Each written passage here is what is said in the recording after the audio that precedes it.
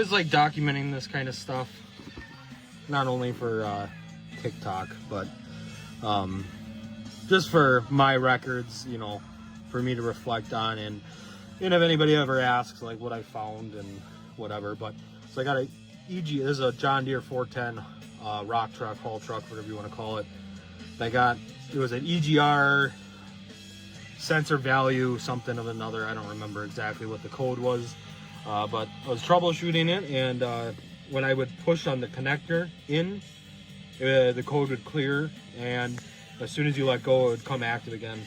So connector problem. So I've been repinning this, and it just came to this one, and it just broke off, you know. So